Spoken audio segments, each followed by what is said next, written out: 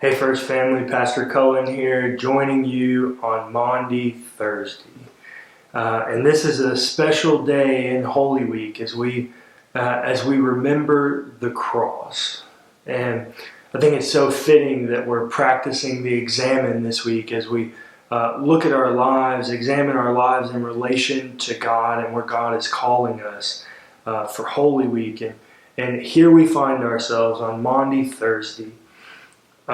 Just a few days removed from Palm Sunday, where we came in announcing Jesus as King by laying the palm branches on the ground, announcing Him as royalty.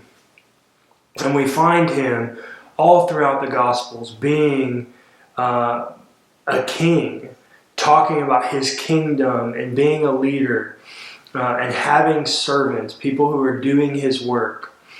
But it always looks different than what we would normally think of a normal king.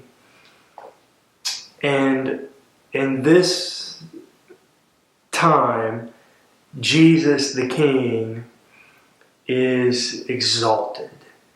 He's hoisted on a cross.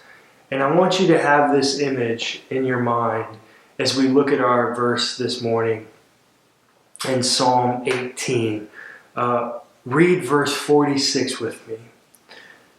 The Lord lives. Blessed be my rock, and exalted be the God of my salvation. Now, church, we couldn't imagine living in this moment a king who is supposed to provide us our salvation, and His exaltation, His high point, is death on a cross. It feels a bit out of character. It doesn't feel like that's the way that we would dream it up. But as we practice examine today, examining how we're living in light of our salvation, how we're living in light of who Jesus is, Jesus the servant, Jesus the sacrifice. I want us to be encouraged and remember that our God lives. And He is our salvation.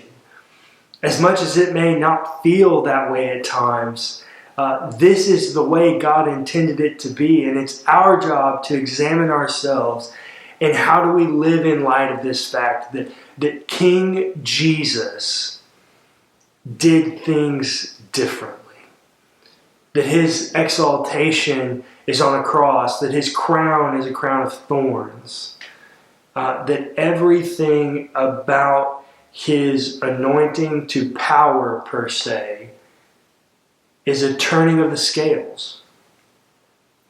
And it's our job to ask the question, how do we live in light of this fact that the King that we serve, the God who is our salvation, does things differently?